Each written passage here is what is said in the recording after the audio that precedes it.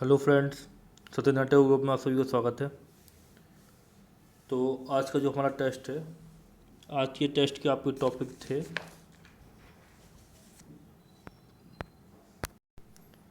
आज के आपके टेस्ट के टॉपिक थे केंद्रीय सतर्कता आयोग, पिछड़ा वर्ग आयोग, अनुसूचित जनजाति एवं जाति आयोग। ठीक है। लोकतंत्र की विशेषताएं, राजनीतिक प्रतिनिधित्व, निर्णय प्रक्रिया में नागरिकों की भागीदारी, समुदाय आधारित संगठन, गैर सरकारी संगठन और मीडिया की भूमिका एवं समस्याएं लोकतंत्र में। ठीक है। तो इस प्रकार से आपको ये आज के टॉपिक दिए गए थे। तो चलिए आज के हम क्वेश्चन देख लेते हैं। आज के क्वेश्चन क्या है। तो पहला क्वेश्चन था, वर्तमान में केंद्रीय सत्ता आयुक्त कौन है। तो वर्तमान में जो केंद्रीय सत्ता आयुक्त है उनको लिखना था। ये नंबर का क्वेश्चन था आपका। बी नंबर का क्वेश्चन है, राष्ट्रीय पिछड़ा वर्ग आयोग को किस संवैधानिक संशोधन से संवैधानिक दर्जा मिला। तो ये आपको लिखना था। सी नंबर का क्वेश्चन था, स्वयं सहायता समूह, सहायता समूह को 3 नंबर में लिखना था। दूसरे नंबर का आपका क्वेश्चन था, निम्नलिखित प्रश्नों के उत्तर 50 शब्दों में लिखने थे। तो इसमें राजनीतिक दलों के प्रमुख कार्यों को लिखना था कि राजनीतिक दल के प्रमुख कार्य क्या हैं। बी नंबर का क्वेश्चन था, वो समुदाय आधारित संगठनों को समझाना था। समुदाय आधारित संगठन क्या होते हैं। और जो तीसरे नंबर का क्वेश्चन था उसको आपको 2 शब्दों में लिखना था। 2 शब्दों में मतलब 2 पेज में लिखना था। 11 मार्क का क्वेश्चन था। तो लोकतंत्र में मीडिया के महत्व पर टिप्पणी करनी थी कि लोकतंत्र में मीडिया के महत्व पर टिप्पणी करनी थी कि मीडिया का लोकतंत्र में क्या भूमिका है, क्या महत्व है। क्वेश्चन पेपर को आपको 20 मिनट के अंदर सॉल्व करना था। और मैं रोज़ बोलता हूँ, जो लोग भी 20 मिनट के अंदर सॉल्व करते हैं वह डेफिनेटली इंप्रूव करेंगे और वही लोग मेंस में अपने क्वेश्चन पेपर को सही समय पर पूरा कर पाएंगे। तो चलिए आज के मॉडल आंसर देख लेते हैं। आज का मॉडल आंसर क्या है। तो सबसे पहला आपको बताना था वर्तमान सतर्कता आयुक्त कौन है। ठीक है ना, वर्तमान में केंद्रीय सतर्कता आयुक्त कौन है। ठीक है। तो देखो इस प्रकार के जो क्वेश्चन रहते, डायरेक्ट आपसे 1 लाइनर क्वेश्चन पूछ लिया कि वर्तमान में केंद्रीय सतर्कता आयुक्त कौन है, वर्तमान में चीफ जस्टिस ऑफ इंडिया कौन है, वर्तमान में आपके क्या कहते विधानसभा के सभापति कौन है या लोकसभा के सभापति कौन है।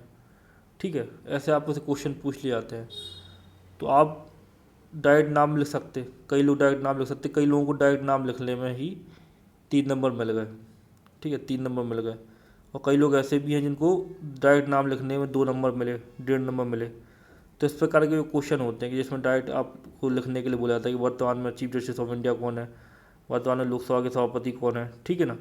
तो इस प्रकार के क्वेश्चन में हो सके तो आप जो आपका खाली स्पेस रहता है उसमें नाम लिखने के बाद में उसमें आप 3 लाइनों को जरूर या 3 फैक्ट देने की जरूर कोशिश करो।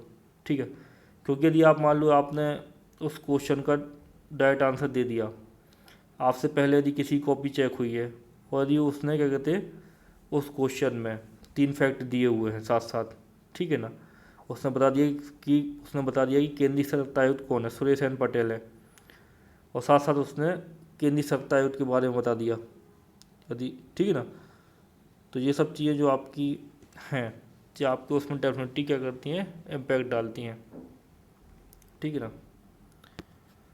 तो आपकी जो आपके पहले जो उसने ये सब 3 फैक्ट दे दिए होंगे, उसके बाद आपकी कॉपी आती है, वो चेक होती है, तो आपको फिर 2 नंबर मिलेंगे, 2.5 नंबर मिलेंगे।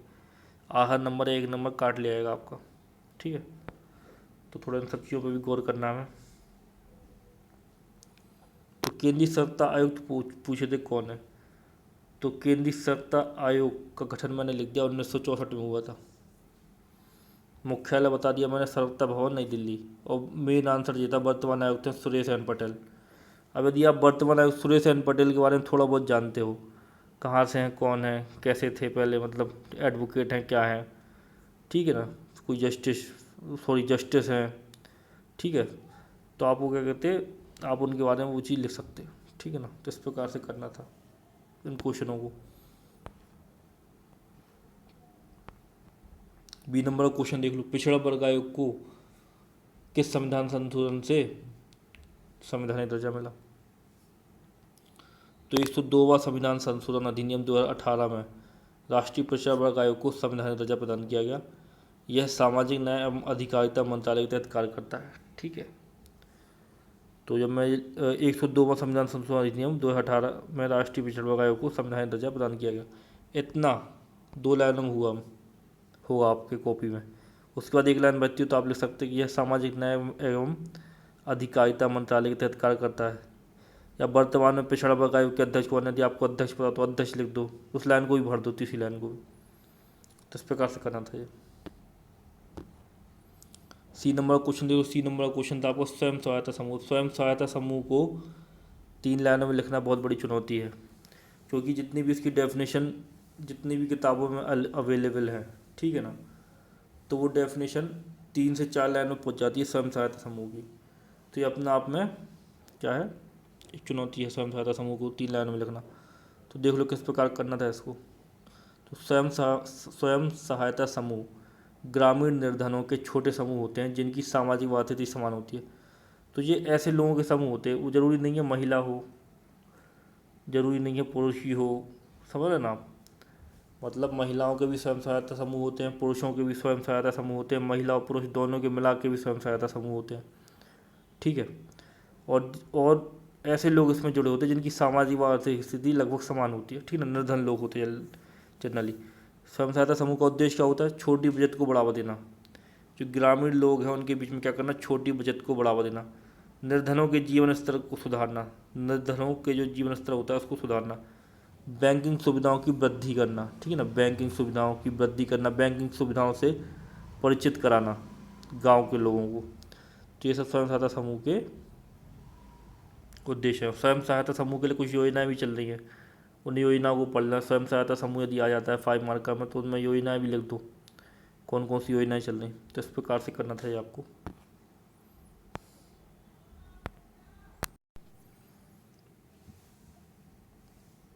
दूसरा प्रश्न देख लेते हैं हम। दूसरा प्रश्न क्या है, 5 मार्क का क्वेश्चन है, 5 से 6 लाइनों का क्वेश्चन है, तो देख लेते हैं इनको। तो उसमें जो ए नंबर का आपको क्वेश्चन था, राजनीतिक दलों के कार्य लिखने थे कि राजनीतिक दलों के कार्य क्या क्या। तो देख लो बहुत ही सरल क्वेश्चन था, राजनीतिक दल के कार्य क्या क्या है। सबसे पहले क्या है, जनमत का निर्माण करना, चुनाव में भाग लेना, ठीक है। सार्वजनिक नीतियों का निर्माण करना, सार्वजनिक नीतियों का क्या करना, निर्माण करना। विपक्ष के रूप में शासन की आलोचना करना, विपक्ष के रूप में क्या करना, शासन की आलोचना करना। सत्तारूढ़ दल के रूप में शासन का संचालन करना। शासन व जनता के मध्य राजनीतिक कड़ी के रूप में कार्य करना, जनता को राजनीतिक रूप से प्रशिक्षित करना। तो ये राजनीतिक दल क्या करते हैं, यही सब चीज़ें करते हैं, जनता को क्या करते हैं, राजनीतिक रूप से प्रशिक्षित करते हैं, ठीक है ना। शासन व जनता के मध्य राजनीतिक कड़ी के रूप में कार्य करते हैं। अब जो शासन है, ठीक, शासन में कोई राजनीतिक दल है और एक और राजनीतिक दल है, वो मांग उठाता है किस काय की, जो आम लोग होते हैं उनकी मांग उठाता है वो, ठीक ना, जनता की मांग उठाता है। तो वह क्या करते हैं, कड़ी का कार्य करता है, शासन व जनता को जोड़ने का एक पुल की तरह कार्य करता है। सत्तारूढ़ दल के रूप में शासन का संचालन करना। अब कोई राजनीतिक दल यदि सत्तारूढ़ दल है, मतलब कि वो चुनाव जीत चुका है, तो फिर वो क्या करता है, शासन का संचालन करता है। विपक्ष के रूप में शासन, कोई राजनीतिक दल विपक्ष के रूप में शासन की क्या करता है, आलोचना करता है। सार्वजनिक नीतियों का निर्माण करता है। कई सारी ऐसे समितियां होती हैं जिसमें विपक्ष के नेता होते हैं, ठीक है ना, नीतियों में कहीं ना कहीं उनका भी हाथ होता है निर्माण में। चुनाव में भाग लेना तो है ही मेन, और जनमत का निर्माण करना, तो ये सब कार्य है, ठीक है ना। तो ये आपका क्या उत्तर है। उत्तर भी देख लो, समुदाय आधारित संगठन को लिखना था कि समुदाय आधारित संगठन क्या होते हैं। समुदाय आधारित संगठनों को समझाइए, ठीक। तो देख लेते हैं हम। समुदाय आधारित संगठन गैर लाभ की दृष्टि से एक स्थानीय स्तर पर कार्य करने वाले समूह हैं जो स्थानीय निवासियों के जीवन स्तर में सुधार लाते हैं। समुदाय आधारित संगठन क्या है, गैर लाभ की दृष्टि से कार्य करने वाले स्थानीय स्तर पर, गैर लाभ की दृष्टि से स्थानीय स्तर पर कार्य करने वाले समूह हैं जो स्थानीय निवासियों के जीवन में सुधार लाते हैं। तो ये होगा क्या, समुदाय आधारित संगठन। उद्देश्य समाज के सभी क्षेत्रों जैसे स्वास्थ्य, पर्यावरण, शिक्षा, तकनीकी, सूचना तक सभी वर्गों की पहुंच समानता के साथ सुनिश्चित करना। तो जो समुदाय आधारित संगठन होते हैं, ठीक है ना, जैसे एनजीओस हो गए, सीबीओस हो गए, ये सब समुदाय आधारित संगठन में आते हैं। एनजीओस भी पूरे समुदाय आधारित संगठन में आते हैं, ठीक है ना। तो इनका मेन काम क्या रहता है, मेन उद्देश्य क्या रहता है, स्वास्थ्य के क्षेत्र में कार्य करना, पर्यावरण, शिक्षा के क्षेत्र में कार्य करना, तकनीकी के क्षेत्र में कार्य करना, सूचना क्षेत्र में कार्य करना, ठीक है ना। और इन क्षेत्रों में कार्य करते हुए जो वंचित वर्ग हैं उनकी पहुंच यहाँ तक सुनिश्चित करना, उनको बेहतर स्वास्थ्य मिल सके, उनको बेहतर शिक्षा मिल सके। आपने देखा होगा कई एनजीओ जो हैं स्कूल चलाते, कई एनजीओ जो हैं हॉस्पिटल, ठीक है ना, हॉस्पिटल में स्वास्थ्य सेवाएं रहती हैं उनमें मदद करने की कोशिश करते हैं, ठीक है ना। फ्री निःशुल्क कई एनजीओ होते हैं निःशुल्क दवाएं बेचते हैं, ठीक है ना। तो इस प्रकार की ये चीज़ें, कई एनजीओ होते हैं जो निःशुल्क तकनीकी शिक्षा प्रदान करते हैं, ठीक है ना, तकनीकी शिक्षा प्रदान करते हैं, कौशल विकास का काम करते हैं, गरीबों का कंप्यूटर की शिक्षा प्रदान की जाती है। तो ये सब चीज़ें हैं। पर्यावरण के लिए जागरूक भी करते, कई एनजीओ होते पर्यावरण के लिए जागरूक करते, ये सब चीज़ें हैं। तो इनको बोलते हैं समुदाय आधारित संगठन। विशेषता क्या है इनकी? ये समानता वंचित वर्गों का प्रतिनिधित्व करते हैं। इनमें समानता तथा अनिवार्यता सभी सदस्य स्थानीय समुदाय से होते हैं, ठीक है। ये स्थानीय सूचना के केंद्र भी होते हैं जिसका उपयोग दूसरी सरकारी एजेंसियां और संगठन भी कर सकते हैं। देखो, ये तीसरा पॉइंट है, इसका मतलब स्थानीय सूचना के केंद्र होते हैं। स्थानीय सूचना मतलब ये समुदाय आधारित संगठन होते हैं। अब वो किसी क्षेत्र में कार्य कर रहे हैं, किसी क्षेत्र के लोगों को कौशल का प्रशिक्षण दे रहा है, तो उस क्षेत्र में उन्होंने क्या किया होगा, सर्वे कर रखा होगा, ठीक है ना, कि हर घर में कौन सा सदस्य है जो कौशल से संबंधित कार्यक्रम से जुड़ना चाहता है। तो वो जो सर्वे होता, ठीक है ना, जो उन्होंने सर्वे किया है, एक एक परिवार की जानकारी ली, उस डाटा का यूज क्या करता है, गवर्नमेंट भी करता है, स्थानीय प्रशासन भी कर लेता है। तो ये इनकी अलग विशेषता है, एक और विशेषता है ये, चाहे लाभ लिख लो चाहे विशेषता समझ लो, तो ये सब चीज़ें हैं, ठीक है। और इनमें सामान्यता तथा अनिवार्यता सभी सदस्य स्थानीय समुदाय के होते हैं, ये सब। और ये सामान्यता वंचित वर्गों को प्रतिनिधित्व करते हैं। तो ये हो गई आपकी विशेषता, ये आप 5 से 6 लाइन में नहीं लिख पाओगे। तो ये आपका होगा समुदाय आधारित संगठन। उत्तर ये है आपका, लोकतंत्र में मीडिया की भूमिका को समझाइए। तो तीसरा प्रश्न जो आपका है उसमें का जो प्रश्न ए है वो है आपका, लोकतंत्र में मीडिया की भूमिका पर महत्व लिखना है, या मीडिया के महत्व को समझाना है, या महत्व पर टिप्पणी करो। लोकतंत्र में मीडिया के महत्व पर टिप्पणी करो, या लोकतंत्र में मीडिया के भूमिका को स्पष्ट करो, ठीक है ना। या फिर आपसे ऐसा क्वेश्चन आ जाए कि मीडिया को, ठीक है ना, लोकतंत्र का चौथा स्तंभ क्यों बोलते हैं, लिखना वही है। प्रश्न आएगा घूम के आपके पास में, आपको टिल्ट कर दिया थोड़ा सा प्रश्न को, थोड़ा सा आपको घुमा दिया प्रश्न को। क्या घुमा दिया, ठीक है ना, कि मीडिया को लोकतंत्र का चौथा स्तंभ क्यों कहते हैं। वही सब, मीडिया, मीडिया के प्रकार, मीडिया के लाभ, मीडिया की हानि, निष्कर्ष, यही लिख देना है, ठीक है ना। समझ रहे? क्या मीडिया आधुनिक लोकतंत्र के निर्माण में सहायक है? यदि क्वेश्चन आता है आपके पास में, क्या मीडिया आधुनिक लोकतंत्र के निर्माण में सहायक है, तो क्या है, यही क्वेश्चन लिखना, जो आंसर आप आज लिख रहे हो, ठीक है ना। मीडिया का महत्व बता रहे हो, मीडिया के महत्व पर टिप्पणी कर रहे हो, उसी को आपको लिख देना है, फिर से वही चीज़ लिखनी है आपको। मीडिया के इंट्रो, मीडिया के प्रकार, मीडिया का लाभ, कार्य मीडिया के, और मीडिया की कमियाँ। जो मीडिया के लाभ हैं वही कार्य हैं, वही मीडिया की क्या है विशेषता हो जाएंगे, वही मीडिया का महत्व हो जाएगा। समझ रहे आप, जो महत्व है वही लाभ है, वही कार्य है, वही विशेषता है। तो ये सब चीज़ें हैं।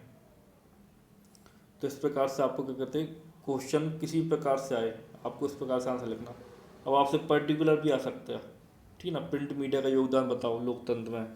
सोशल मीडिया, क्या सोशल मीडिया खतरनाक है लोकतंत्र के लिए, ठीक है ना। इस प्रकार के क्वेश्चन भी आ सकते हैं आपसे, किसी प्रकार का क्वेश्चन, या सोशल मीडिया का आधुनिक लोकतंत्र में सोशल मीडिया का योगदान बताओ। तो फिर उनको आपको पर्टिकुलर तैयार करना है, ठीक है ना। सोशल मीडिया का परिभाषा दो, सोशल मीडिया के प्रकार लिख दो। सोशल मीडिया के प्रकार क्या होते हैं, ट्विटर होता, व्हाट्सएप हो गया आपका, यूट्यूब हो गया, ठीक है ना, गूगल हो गया। तो ये सब चीज़ें आप लिख दो सोशल मीडिया में, ठीक। फिर सोशल मीडिया का महत्व लिख दो कि तेज़ी से खबरें फैलती हैं, ये वो दुनिया भर को बता दो। कई ऐसी खबरें जो न्यूज़ चैनल में नहीं आ पाती, वो सोशल मीडिया के माध्यम से आती हैं। हानि बता दो। फिर हानि क्या होती, कई फेक न्यूज़ डाल दी जाती, फेक पोस्ट डाल दिए जाते हैं, ठीक है ना। ज़्यादा कोई नियंत्रण नहीं रहता सोशल मीडिया। अब तो खैर गवर्नमेंट क्या कर रही, पॉलिसी बना रही सोशल मीडिया के ऊपर, फेसबुक के ऊपर, ट्विटर के ऊपर, ठीक है ना।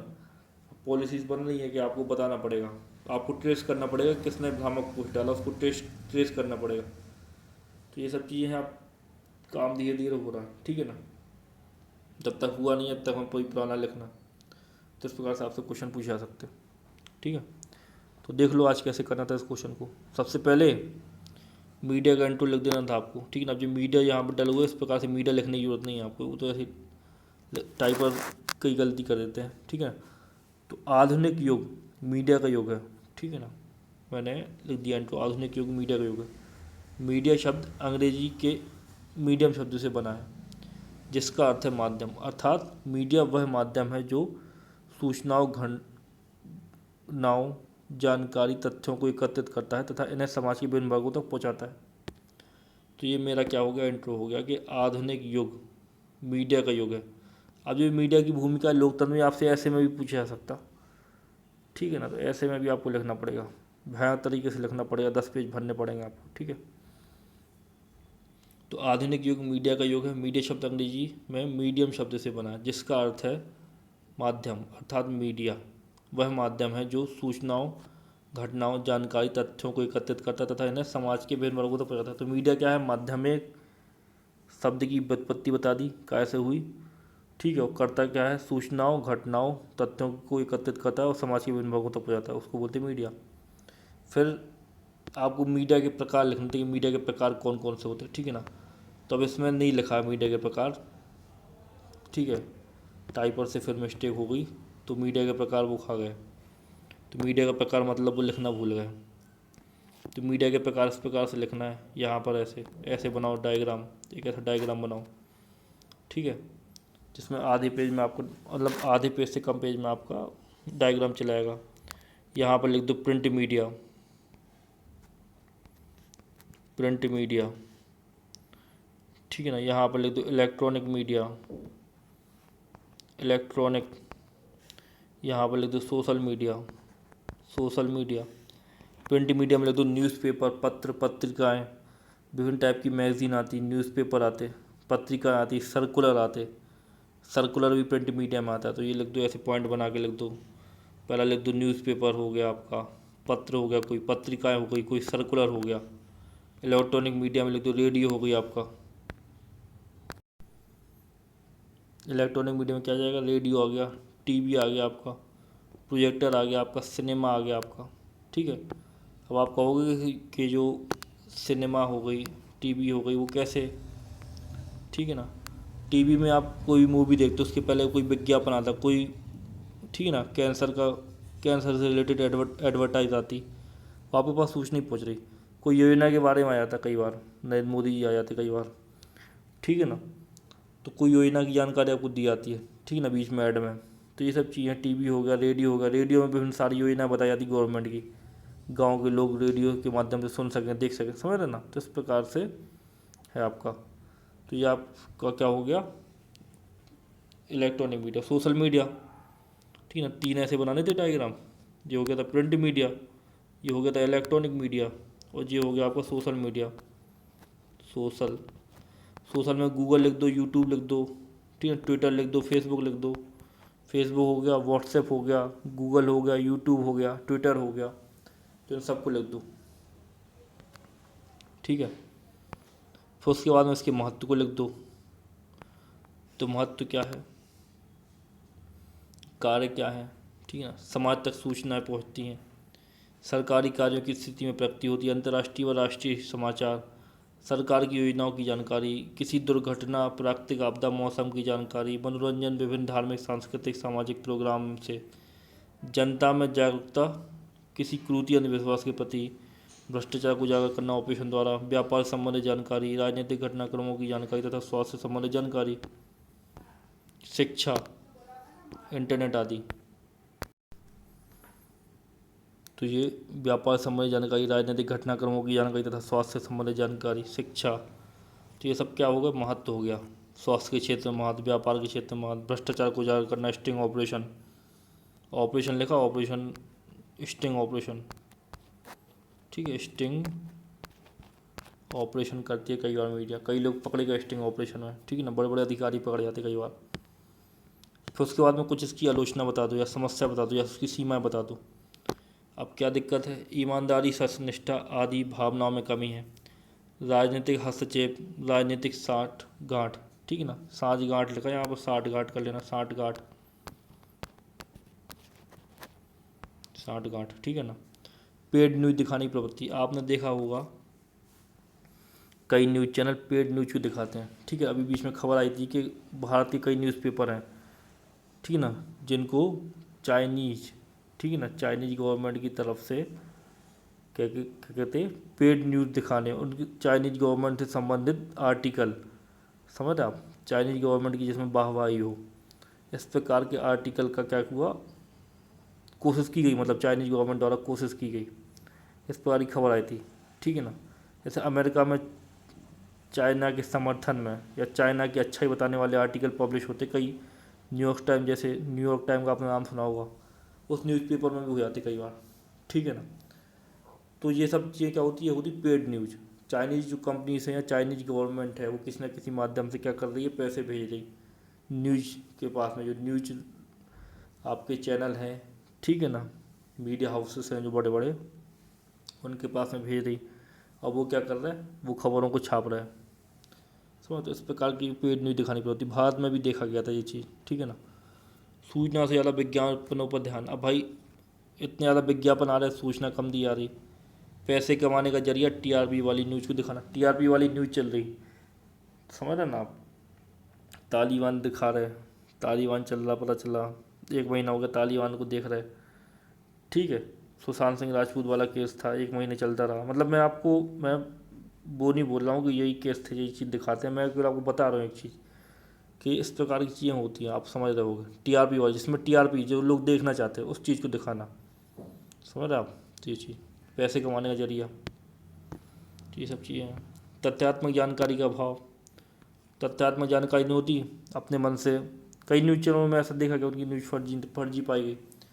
राजनीतिक दलों से साठगांठ होती है, जनमत संग्रह में सहायता करते, राजनीतिक दलों से साठगांठ होती है, उसी प्रकार के प्रोग्राम उसमें आते, उसी प्रकार की विचारधारा के लोग डिबेट शो में बैठे रहते, इससे क्या होता है, जनमत संग्रह जो होता, जनमत संग्रह बनाने में किसी पार्टी के लिए क्या होती, सहायता प्राप्त होती है। मीडिया कर्मियों को पर्याप्त सुविधा व सुरक्षा न मिलना, ये क्या है, इसकी एक कमी है, सीमा है, ठीक है आप, कि मीडिया कर्मी जो होते हैं उनको पर्याप्त सुविधा व सुरक्षा नहीं मिलती, ठीक है ना, इंडिया में भी नहीं मिलती, मार दिया था जो अच्छे ईमानदार मीडिया कर्मी होते हैं उनको मार दिया था, ठीक। गलत भ्रामक जानकारी पोस्ट मीडिया से, समझ रहे ना आप, तो गलत भ्रामक जानकारी भी हो जाती, पोस्ट भी हो जाती है, अब ये क्या है, सोशल मीडिया से भ्रामक पोस्ट हो जाती है, ठीक है ना, ये सब चीज़ सोशल मीडिया के माध्यम से गलत जानकारी, सांप्रदायिक हिंसा का बढ़ना, तो ये सब क्या है, इसकी समस्या है, क्योंकि हम मीडिया को होल रूप में ले रहे थे, तो हम केवल इलेक्ट्रॉनिक मीडिया की बात नहीं कर रहे, हम इलेक्ट्रॉनिक प्रिंट मीडिया की बात कर रहे, इलेक्ट्रॉनिक मीडिया की बात कर रहे, सोशल मीडिया की बात कर रहे, तो उन सब की हमने कमियाँ लिखी। लास्ट में एक अच्छा सा निष्कर्ष आपको लिख देना, ठीक है ना, कम से कम 3 लाइन का निष्कर्ष लिखो, 3.5 लाइन का, 3.5 लाइन के ऊपर मत लिखो, ठीक है ना।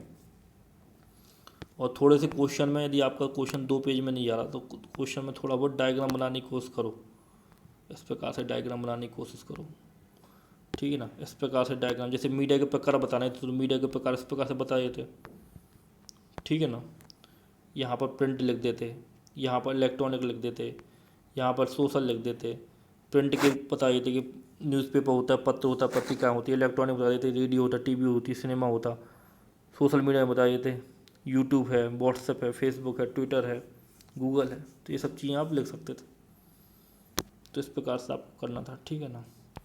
और लास्ट में एक निष्कर्ष लिख दो, मैं आज आपको निष्कर्ष नहीं बता रहा हूँ, लेकिन आपको अच्छे निष्कर्ष बनाने की कोशिश करना, 3 3.5, मैं काफ़ी दिनों से कॉपी चेक करूँ, मैं देखता हूँ कि आप लोगों के निष्कर्ष होते हैं, निष्कर्ष पर आप जनरली वर्क नहीं करते, 3 लाइनों में भी लिखना, मान लो निष्कर्ष, ठीक है ना, पहले 15 मार्कर में भी 3 3.5 वाले में लिखते थे, इतने में लिखो, 3 लाइन में लिखो, ठीक है ना, 2 लाइन में भी चल जाएगा, 2.5 लाइन में भी चल जाएगा, 3 3.5 लाइन की कोशिश करो, लेकिन उनको रिच करो, अब उनको अच्छा बनाने की कोशिश करो, ठीक है ना, तो इस प्रकार से करना था। तो मैं आशा करता हूँ आज का वीडियो आपको अच्छा लगा होगा, कल फिर मिलते हैं नए वीडियो के साथ में, धन्यवाद।